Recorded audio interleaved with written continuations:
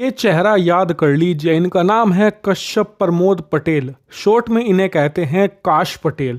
और आने वाले 4 सालों में आप इन्हें खूब देखोगे, खासकर कि चाइना के खिलाफ अब जो भारत अमेरिका की गोलबंदी होगी ना under Donald Trump and PM Modi, उस दौरान तो आप इनका भारत में आना जाना खूब देखोगे, बड़े बड़े एग्रीमेंट्स में इनका हाथ होगा। लेकिन ये है कौन और क्यों इतने अहम है, खासकर कि अमेरिका में इनकी इतनी बात क्यों हो रही है डोनाल्ड ट्रंप के चुनाव जीतने के बाद? तो चलिए मैं आपको विस्तार से इनके बारे में बताता हूं। तो देखिए, कश्यप प्रमोद पटेल उर्फ काश पटेल वैसे तो अमेरिकी नागरिक हैं, लेकिन इनके माता पिता भारतीय थे। 1960 के दशक में वो दोनों भारत से अमेरिका इमिग्रेंट हो गए थे, वहीं पर जाकर बस गए थे। वहीं पर इनका जन्म हुआ 1980 में और ये इस समय 44 साल के हैं। लेकिन अमेरिका की पॉलिटिक्स में ये आज की तारीख में अहम रोल अदा कर रहे हैं। दरअसल इस समय पूरी दुनिया में यही आर्टिकल है कि ये व्यक्ति आने वाली ट्रंप सरकार में, जो कि जनवरी के महीने में शपथ लेगी,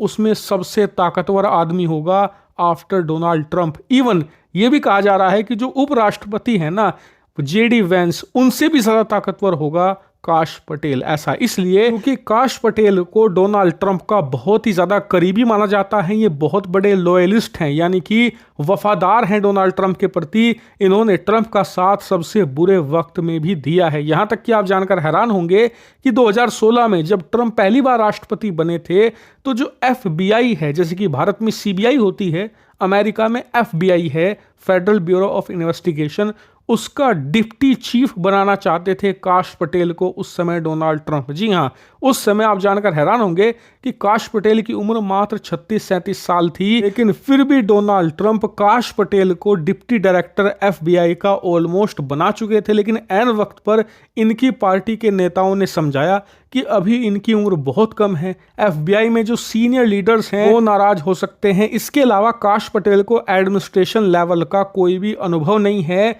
इसीलिए ये अभी इतना बड़ा पद नहीं संभाल सकते, क्योंकि अभी तक इन्होंने सिर्फ वकालत ही करी है, एडमिनिस्ट्रेशन अनुभव नहीं है। इसीलिए डोनाल्ड ट्रंप उस समय पीछे हट गए थे। लेकिन फिर भी ये डोनाल्ड ट्रंप की जो टीम थी, कोर टीम, उसका हिस्सा थे।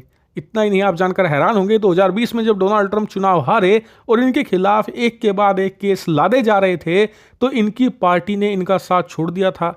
ट्रंप के परिवार के लोग इनके खिलाफ हो गए थे, लेकिन काश पटेल ने फिर भी इनका साथ दिया और इस समय ये डोनाल्ड ट्रंप के सबसे करीबी आदमी हैं। कहा जाता है ट्रंप की जीत में भी इन्होंने महत्वपूर्ण भूमिका अदा करी है। इसी वजह से डोनाल्ड ट्रंप इन्हें एक ऐसा पद देंगे जो कि सबसे अहम है, यानी कि CIA का डायरेक्टर। जी हाँ, इस समय पूरे अमेरिका में यही चर्चा है कि काश पटेल होंगे CIA, जो कि दुनिया की सबसे खूंखार और नंबर 1 खुफिया एजेंसी मानी जाती है, उसके मुखिया का पद इन्हें मिलने जा रहा है। और ट्रंप ऐसा क्यों करना चाहते हैं कि डोनाल्ड ट्रंप जो अमेरिका की डीप एस्टेब्लिशमेंट है, यानी कि जो सरकार आने जाने पर भी अपनी पावर बनाए रखती है और अमेरिका को चलाने की कोशिश करती है, कठपुतली बनाकर नेताओं को, उस डीप एस्टेब्लिशमेंट को उखाड़ फेंकना चाहते हैं। और ट्रंप को शक है कि CIA में सबसे बड़ा धड़ा है इस समय डीप एस्टेब्लिशमेंट का। इसीलिए डीप एस्टेब्लिशमेंट का सफाया करना है तो शुरुआत CIA से करनी होगी, और ऐसा काम सिर्फ और सिर्फ ट्रंप का सबसे करीबी सहयोगी कर सकता है।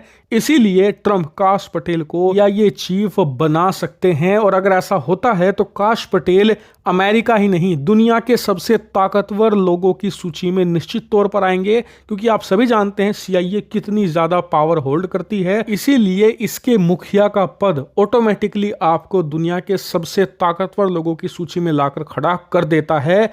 लेकिन आपको एक बात और बता दूं, काश पटेल भले ही CIA के चीफ बने या ना बने, यह बात निश्चित है कि डोनाल्ड ट्रंप की जो सरकार बनने जा रही है, उसमें काश पटेल को सबसे ताकतवर पोर्टफोलियो मिलेगा ही मिलेगा, भले ही वो कोई भी हो। और जो भी होगा सबसे पहले हिंदी नॉलेज शो में आपको पता चलेगा। इसीलिए चैनल को सब्सक्राइब कर ले।